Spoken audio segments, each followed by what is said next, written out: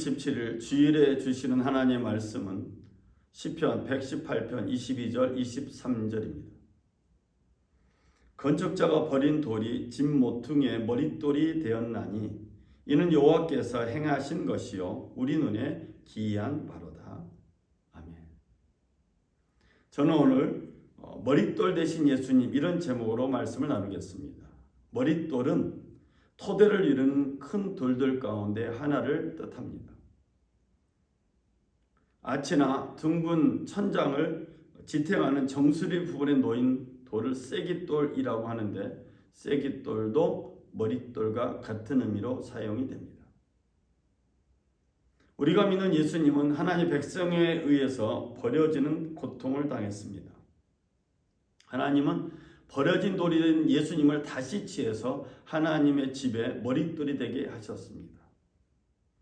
하나님의 백성 이스라엘에 의해 버림을 받았지만 예수님은 하나님에 의해 높여졌습니다. 이것이 성경이 말하고 있는 비밀이고 신비로움입니다. 마가복음 12장은 이 시편 118편 22절 23절을 인용하면서 예수님에 의해 이 말씀이 성취되었음을 말하고 있습니다. 마가복음 12장에 보면 포도원의 악한 농부에 대하여 비유로 말씀하시는 예수님의 말씀이 있습니다. 예수님은 이렇게 비유로 말씀하셨습니다. 어떤 포도원에 한 주인이 있었는데 이 주인이 포도 농사를 시작을 하면서 농부들을 불러 모으고 농부들에게 세를 주면서 자신의 포도원을 가꾸도록 또 농사를 짓도록 허락을 하고 자기 자신은 멀리 타국으로 떠났다고 말합니다. 타국으로 떠난 이 포도원 주인은 때가 되어서 포도원의 소출이 나올 때쯤에 자신의 종을 보냈습니다. 자신의 종을 보내면서 포도원에 있는 농부들이 자신과 약속한 세를 또 소출을 보내줄 것이라고 당연히 생각했습니다. 그런데 포도원 농부들은 주인이 보낸 종임을 알고 있음에도 불구하고 능욕하고 빈손으로 쫓아내 버렸습니다. 그러자 이번에는 포도원 주인이 다른 종을 보냈습니다.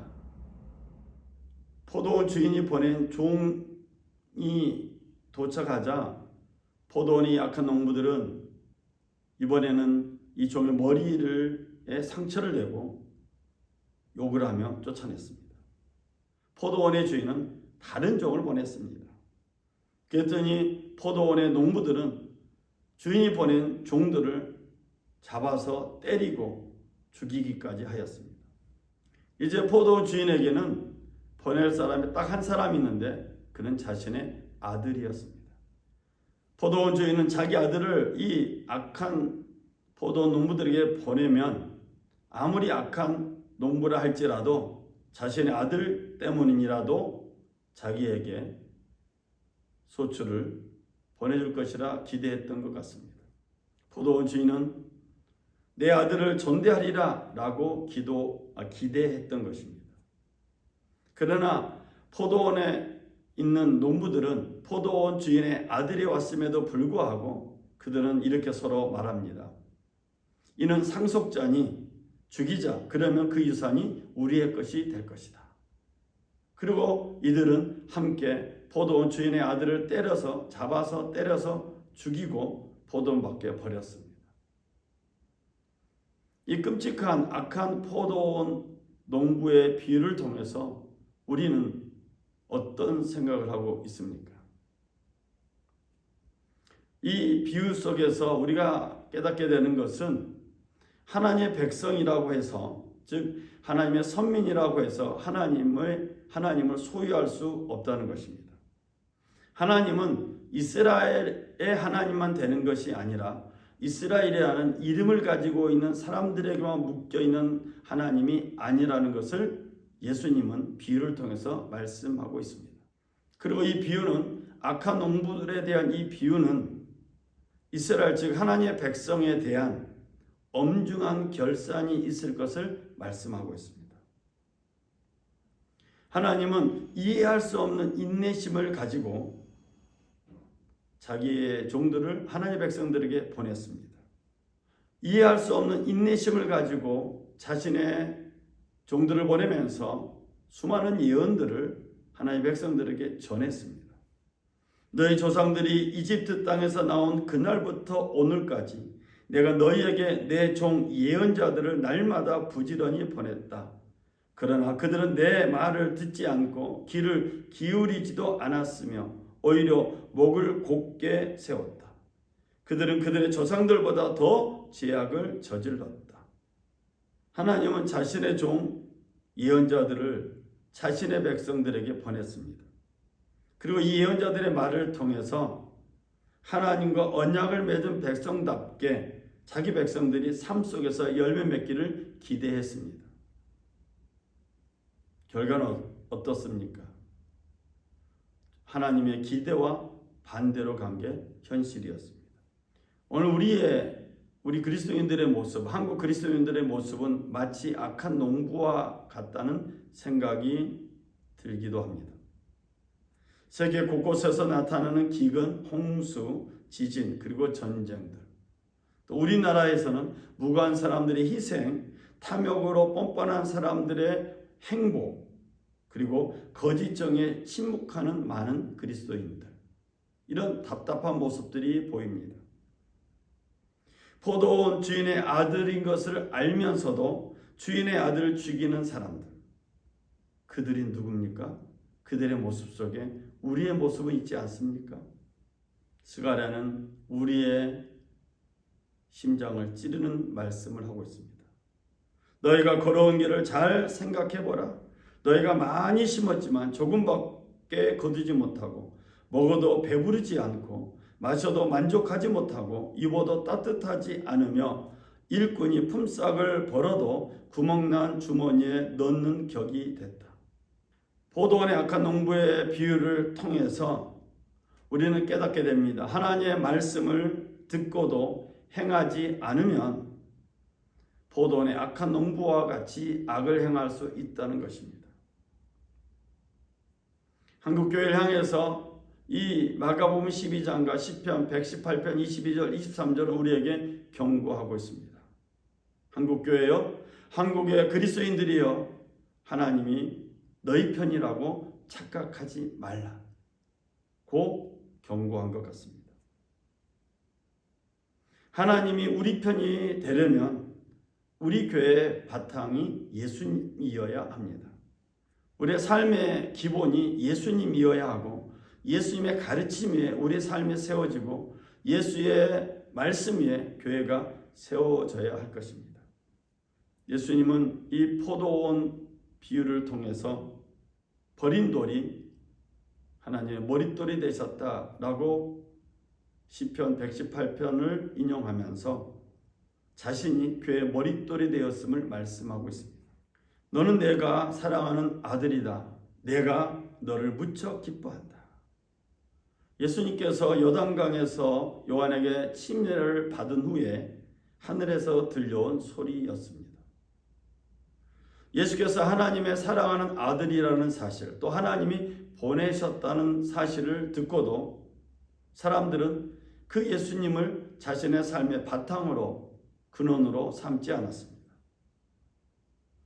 오늘날 예수를 믿는다고 하지만 우리의 모습은 어떠합니까? 예수를 우리의 삶의 바탕이나 교회의 바탕으로 삼고 있는 것 같지는 않습니다. 지난날을 되돌아보면 예수님의 가르침 대신에 정치 권력의 아부에서 한국교회가 세상에서 유명해졌습니다. 예수 그리스도의 가르침 대신에 경제 권력의 아부에서 한국교회가 부자가 되기도 했습니다. 우리는 이것을 하나님의 선물이라고 자랑하지 않았던가요? 교회가 사회에서 유명해지고 교회가 부자가 되면 이것이 정말 하나님의 선물일까 하는 생각이 듭니다. 하나님께서 주신 선물이라고 하는 것은 크기나 양이나 숫자가 아니라 그 속에 본질이 있느냐에 달려 있습니다. 하나님이 주신 선물, 즉 하나님께 받은 선물은 하나님이 주셨기 때문에 하나님의 속성, 영생과 생명이 있습니다. 즉 죽은 자를 살리는 데 사용되는 것이 하나님의 선물일 것입니다.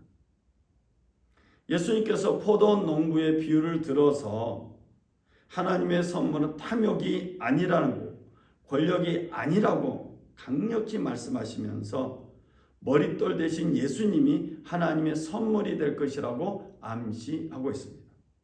이 마가복음 12장 악한 포도 농부의 비유 마지막 부분에 오면 성경은 이렇게 예수님께서 비유로 말씀하고 있습니다. 이렇게 되면 포도원 주인이 어떻게 하겠느냐? 그가 와서 그 농부들을 죽이고 다른 사람들에게 포도원을 줄 것이다. 너희는 성경에서 이런 말씀을 읽어보지 못했느냐? 건축자들이 버린 돌이 집 모퉁이의 머릿돌이 됐다. 주께서 이렇게 하셨으니 우리 눈에 놀랍게 보일 뿐이다. 우리 순복음 평화교회는 12월 25일 성탄주일 오후 3시에 우리 재직 임명을 하려고 합니다. 어떤 사람은 장로로, 어떤 사람은 안수희 집사로, 어떤 사람은 권사로, 어떤 사람은 집사로 하나님 앞에 나서게 되는데 우리에게 맡겨진 이 직분은 머릿돌 대신 예수님을 기초로 세워진 것이라고 생각을 합니다.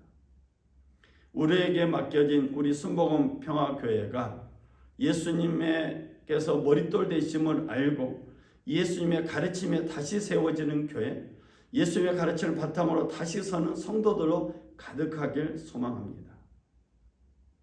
세상이 뭐라고 유혹을 해도, 세상이 뭐라고 비판을 해도 우리 안에 하나님의 생명이 있음을 간증하고 또 증명하는 우리 평화의 가족들, 믿음의 가족들 되시길 간절히 부탁을 드립니다.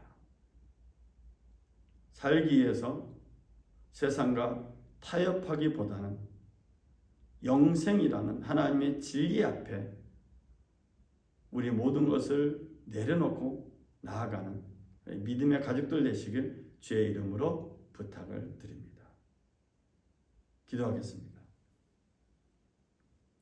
예수님께서 버려진 돌이 되셨다가 하나님에 의해서 하나님의 집에 머릿돌이 되셨다는 이 기이한 사건은 우리 눈에 놀랍고 놀라울 뿐입니다. 주님, 우리의 눈을 열어서 우리의 길을 열어서 하나님 일하시를 보게 하여 주시고 특별히 하나님께 맡겨진 직분을 가지고 있는 모든 믿음의 가족들, 평화의 가족들이 하나님 영광에서 쓰임받는 삶이 되길 원합니다. 주님, 이번 한 주간도 말씀에 의지하여서 세상 속에 빛과 소금 역할을 감당하며 죽은 자를 살려내는 생명의 창조의 능력을 나타내는 믿음의 권속들 되게 하여 주시옵소서. 오늘도 이 말씀들이 우리 가운데 임하여서 오늘 우리의 삶 속에 성령으로 열매 맺고 성령으로 충만한 삶이 되길 간절히 소망합니다. 성령님, 이번 한 주간도 우리와 동행하셔서 성령으로 열매 맺게 하여 주옵소서. 예수님의 이름으로 기도드렸습니다. 아멘. 이상으로 주일 메시지를 전했습니다. 이번 한 주간도 주의 말씀의 바탕에 서서 승리하는 한 주간, 복된 한 주간 되시기를 주의 이름으로 축원을 드립니다. 우리 하나님께 영광의 박수 올립니다. 할렐루야, 감사합니다.